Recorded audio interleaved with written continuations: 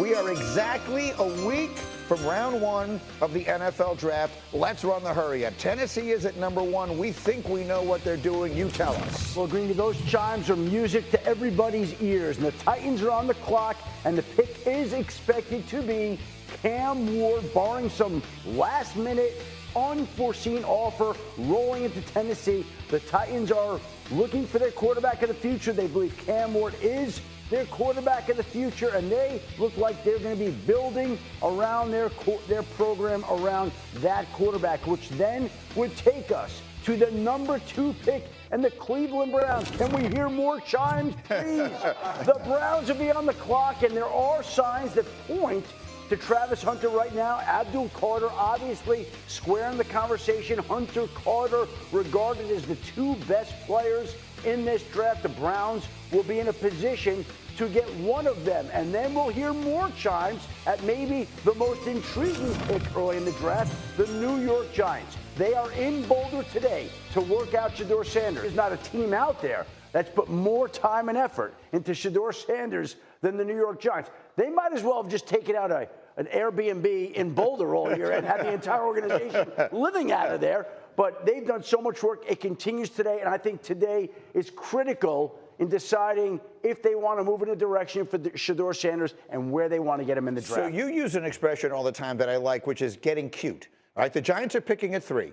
And there's all this speculation they would like to have their cake and eat it too. They would like to take either Abdul Carter or Travis Hunter at 3 and still find a way to get their quarterback going down the road. But I've seen you on a million shows and conversations saying if they like Shedeur Sanders that much, then are you getting cute and you're taking the risk on all kinds of things that might happen behind them, which is my way of asking you, what will your reaction be a week from tonight if the 3rd pick in the draft is Shedeur Sanders to the Giants? Will you be shocked? Well, here's the interesting part about this to me.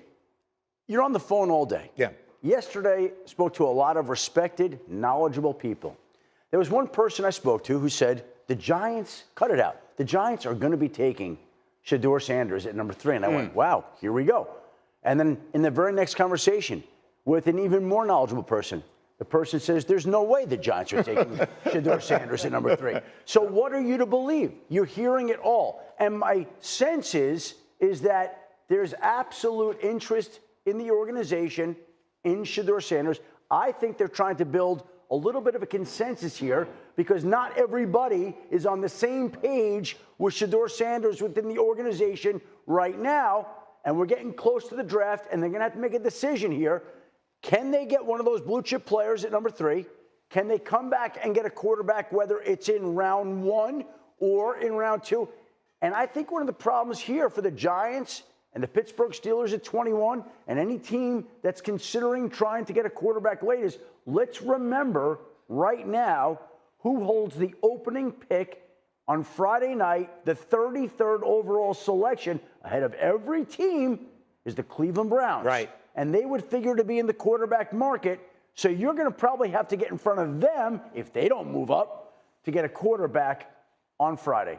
Greedy, that's what my instincts and experience tell me is that there's not alignment. And here's why. In the Giants organization. In the Giants, yes. No consensus is the word that he used in the organization. And here's why, Greeny. All these other teams, 31 other teams, their draft board set. You're working on strategy. You're working on late information coming in, security, medical, whatever it may be. You've had 18 months to evaluate Shedeur Sanders, like him, love him, whatever it may be. The fact, guys, that we're making this transformational organizational decision, which you knew you were going to be responsible for on or about January 2nd, and we're sitting here on April 17th, still going out. You've had 18 months of information. It tells me that head coach may like quarterback X, the OC might like quarterback Y, and EJ, you know that when you're asked, it's highly unusual, and they're looking for alignment. Quickly, if I may, you talking about the coach may have one opinion, an offensive coordinator may have another. There are other people who weigh in on these things too, aren't there? Which is to say, it's not just the coach and the offensive coordinator who have a voice on all this, right? You've got a general manager who spoke yesterday. We'll hear from him in a minute. And you've got an owner who has been very publicly 2 things. 1, aggravated, and 2, insistent that we will get our quarterback in this draft. And sleepless too, Greeny.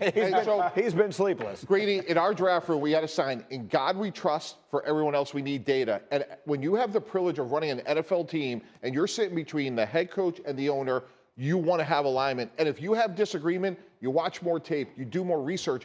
But to me, context here is everything. The Giants knew where they were picking in January. Your board should be set way before now. The fact that you're out looking at these guys so late in the process goes back to the word that Adam used.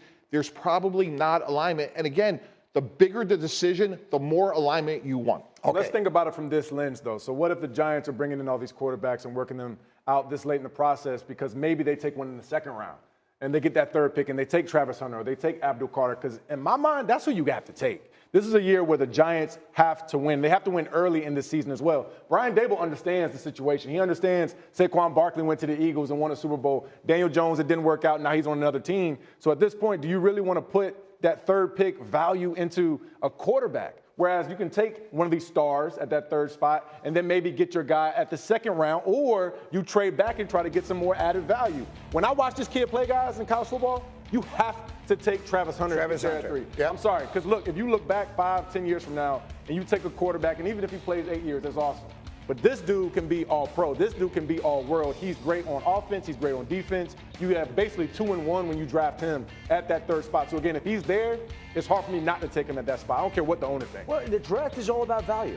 And so do you believe that the value is Shedeur Sanders at 3, or do you believe you can trade back up, or do you believe that he's going to slide far enough that you can wait? And again, it just brings us back to Shedeur Sanders being the single most intriguing storyline of this draft and where he winds up going, and the storyline that we'll be discussing a week from tonight in Green Bay, because it's going to hang over the draft until he's off the board, whether that comes at 3 to the New York Giants or 21 to the Pittsburgh Steelers. That's going to be the story that we're going to be talking about. That is a wide delta. I mean, look, can we just consider, I've been hosting the draft for 5 years. I've been watching the draft all of my life. I can't remember the last time we looked at a quarterback and said, well, he might go 3, and if he doesn't, then he'll probably be available at 21. But hold on.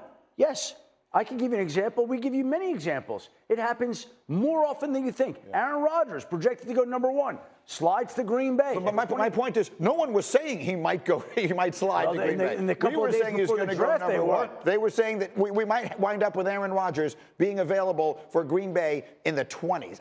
That's what I'm saying, is I feel like no one can need a quarterback, though, Greeny. That's the other part as to why that is such an outlier. You go 3 through 21, nobody else really needs a quarterback beside New Orleans in that spot. If you love a quarterback, every team needs a quarterback. See, this is what's insanity to me here. You're telling me the Raiders don't need a quarterback? Geno Smith is their answer for the rest of their lives? The Jets don't need a quarterback? Justin Fields is the answer for the rest of their lives? Yeah.